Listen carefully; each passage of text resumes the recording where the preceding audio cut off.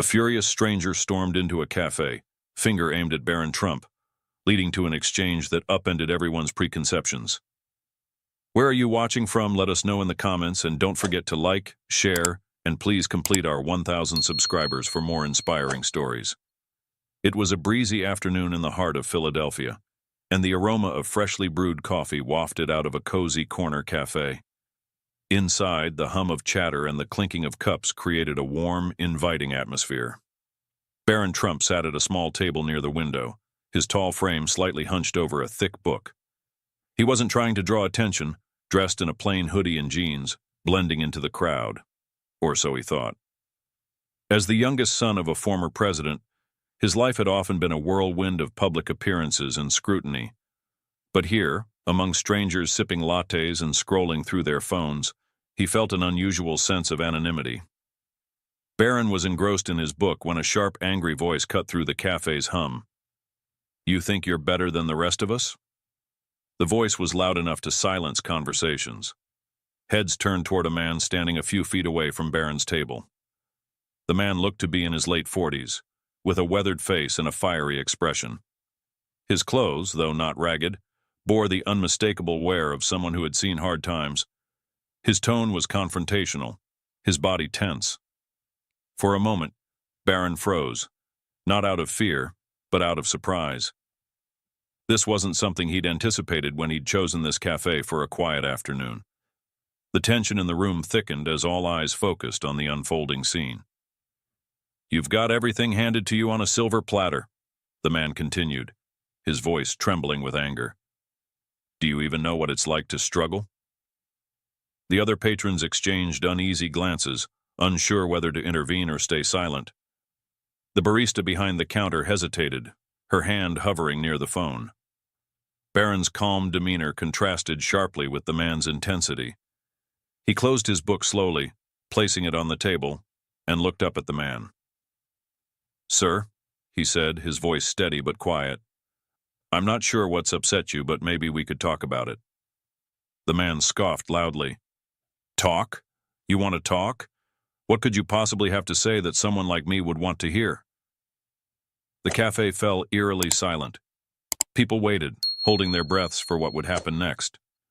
But instead of matching the man's aggression, Barron did something no one expected, and it changed everything. Barron leaned back in his chair, his posture relaxed but attentive. The man's anger seemed to pulse through the room, making even those watching from afar feel uneasy. But Barron didn't flinch. Instead, he gestured to the empty chair across from him. "Please sit," he said calmly, his tone disarming.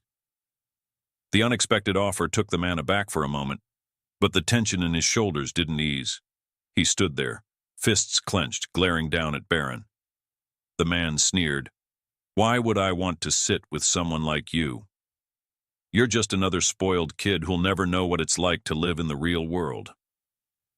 A few patrons shifted uncomfortably in their seats, whispering to one another. The barista made a subtle movement as if considering whether to intervene, but Barron kept his composure. "Maybe you're right," Barron admitted, his voice measured. "I haven't walked in your shoes, but if you sit down, maybe you can tell me what that's like." For a second, the man seemed to falter. The firmness in Barron's voice wasn't a challenge. It was an invitation. Yet instead of taking the seat, the man leaned in closer, his voice dropping but retaining its sharp edge. "You think I owe you my story? You think that'll make you feel better about yourself?" he snapped, his words dripping with sarcasm. Barron's gaze didn't waver. "I think everyone has a story that deserves to be heard," he said. His words hung in the air, cutting through the silence. The man hesitated, as if unsure whether to lash out again or accept the unexpected civility. Meanwhile, the other customers continued to watch, their curiosity now mingled with an odd sense of hope. They weren't sure where this was heading, but they couldn't look away. Finally, after what felt like an eternity, the man grabbed the back of the empty chair and dragged it noisily across the floor. He dropped into the seat, crossing his arms defensively, his jaw tight, his eyes scanning Barron as if searching for a crack in his calm demeanor. "Fine," he muttered. "You want to hear about the real world? I'll tell you." The tension in the cafe shifted, not entirely gone, but no longer suffocating. The barista lowered her hand from the phone. The patrons leaned in slightly, pretending not to eavesdrop but hanging on every word. Barron nodded, leaning forward slightly. "I'm listening," he said simply. And so the man began to speak. But what came next wasn't just a story. It was a revelation. The man took a deep breath, his chest rising and falling as if trying to steady himself. When he spoke, his voice was quieter but no less raw. "You look at me and see someone angry for no reason, but you don't know what it's like to lose everything," he began, his words heavy with bitterness. He glanced around the cafe as if daring anyone to interrupt before his gaze landed back on Barron. "I had a job, a family, a decent life, but then the factory I worked at shut down. Just like that, gone. Hundreds of us left with nothing but promises they'd relocate us, promises that never came true." The cafe was silent, save for the faint sound of the espresso machine hissing in the background. The man's voice began to crack as he continued, his tough exterior crumbling with each sentence. "I tried to hold it together for my wife and kids, worked whatever odd jobs I could find. But when you're scraping by, it doesn't take much to break you. My wife, she left, took the kids with her, said she couldn't live like this anymore." He paused, his eyes glistening. "I can't even blame her." Barron remained silent, his face unreadable, but there was no mistaking the empathy in his eyes. The man's gaze shifted to the table, his fingers tracing the grain of the wood absently, as if trying to ground himself. "Do you know what it feels like to walk into a room and know everyone is looking at you, judging you, thinking you're nothing? That's my life now, every single day." The words hit hard, not just for Barron, but for everyone listening. A woman at a nearby table shifted in her chair, suddenly engrossed in her coffee cup as if trying to process what she just heard. "And then I see someone like you," the man continued, his voice rising slightly. "Sitting here with your fancy clothes, reading a book like you don't have a care in the world, and it makes me mad because no matter what I do, I'll never have what you have." His words hung in the air like a storm cloud, heavy and charged. Barron didn't rush to fill the silence. He let the man's pain settle, respecting its weight. Finally, he leaned forward, his elbows resting on the table. "I don't know what it's like to be in your shoes," Barron said softly, "but I do know what it's like to feel judged, to feel like people have already decided who you are before you've even said a word." The man looked up sharply, his eyes narrowing. "What could you possibly know about that?" Barron's response wasn't what anyone in the cafe expected. It turned the conversation and the entire mood of the room in a way no one could have predicted. Barron took a deep breath, his steady composure making the tension in the room feel less suffocating. He leaned forward, meeting the man's skeptical glare with unwavering eyes. "You might think I've got it easy because of my name, and in some ways you're right. I've never had to worry about a roof over my head or food on the table, but that doesn't mean I don't know what it's like to feel misunderstood," Barron began, his voice calm but carrying a weight that made everyone in the cafe lean in a little closer. The man scoffed, ready to interrupt, but Barron held up a hand, not in a dismissive way, but as if to say, "Hear me out. Everywhere I go, people make assumptions about me. They think they know who I am, what I believe, what I've done, just because of my last name. They don't see me as a person. They see a caricature, someone they can project their own frustrations onto, kind of like what's happening here." The man's face twitched, as if Barron's words had struck a nerve. He didn't say anything, but his posture shifted ever so slightly, his arms loosening from their defensive cross. Barron continued, his tone measured but genuine. "I'm not saying my struggles are the same as yours. They're not. But pain is pain. Feeling like you're invisible or like you'll never be understood, that's something we all face, no matter where we come from." The cafe was utterly silent now, the kind of silence that feels thick with thought. Even the barista had stopped mid-step, her tray of cups momentarily forgotten. Barron leaned back slightly, giving the man space to absorb what he just said. "I'm not here to argue with you. I'm not even here to change your mind. I just want to understand because I think we're all carrying things that no one else sees, and maybe we'd be a little kinder to each other if we did."